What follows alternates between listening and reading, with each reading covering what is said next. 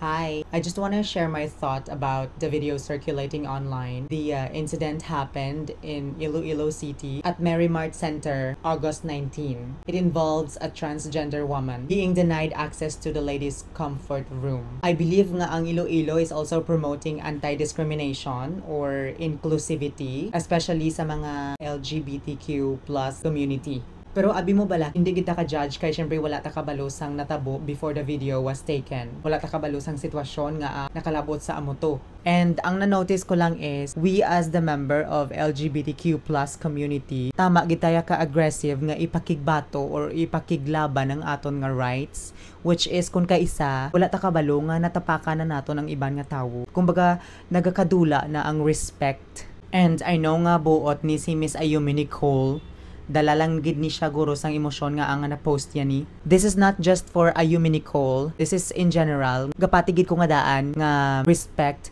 begets respect. Paano mo na or paano ka na i-respect sang iban nga tawo kung wala ka man gahatag respect sa ila, di ba? Reciprocate lang na mo. Kung ano ang ginahatag mo, amo man na ang mabalik sa imo. Pero may mga what if man ta, maybe no, basi daw manghihi na gid si Ayumi Nicole, amo na nga grabe gid ang kaugot ya kay during that time basi daw malupok ng iya nga pantog kag daw manghihi na gid siya. Kay may mga instance man abi nga kung magsulod ka bala sa mga CR ka lalaki, dang maturok dayon kanimo ang mga lalaki tapos feeling nila daw linglingon mo dayon dang mga kasapatan nanda sa tubangan. Amo na kun kaisa daw gadua-duwa kada man lang kung diin ka masulod nga CR. So, ang ginhimo ni Ayumi is maybe nagsulod na lang siya kung diin siya comfortable. Kag sa babayi man nga wala nagpasulod sa CR kay Miss Ayumi, maybe basi may mga trauma siya nga ang hindi siya gusto nga magsulod ang isa ka transgender woman sa restroom. So, I believe nga this is just a misunderstanding between the two of them. Kag sa mga amo ni nga sitwasyon bala, let's say for example, kung hindi ka mo pasugtan, mangihi sa amo ni nga CR, pamangkot ka mo diin ka mo pwede kasulod, din ka mo pwede ka pangihi para wala ka mo.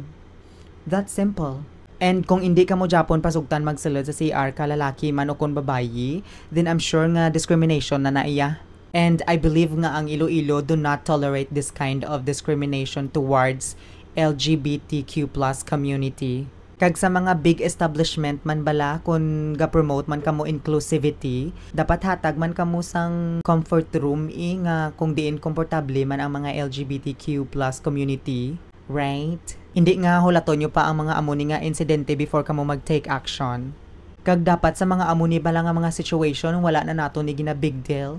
Let's just respect each other's spaces. Pero hopefully nga ang institutions would not only recognize this issue, but also commit to actions. Pero tani nga hindi gid kalabot nga madulaan gid obra ni ang isa without hearing both sides. And I know nga tama gid ni ka humiliating and traumatizing ang natabo kay Miss Ayumi Nicole.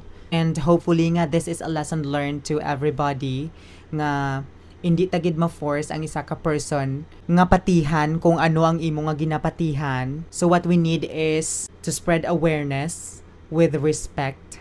And education can help people understand that trans women are not threats by just existing. Okay, mga hage? Okay. Tuyudo ko.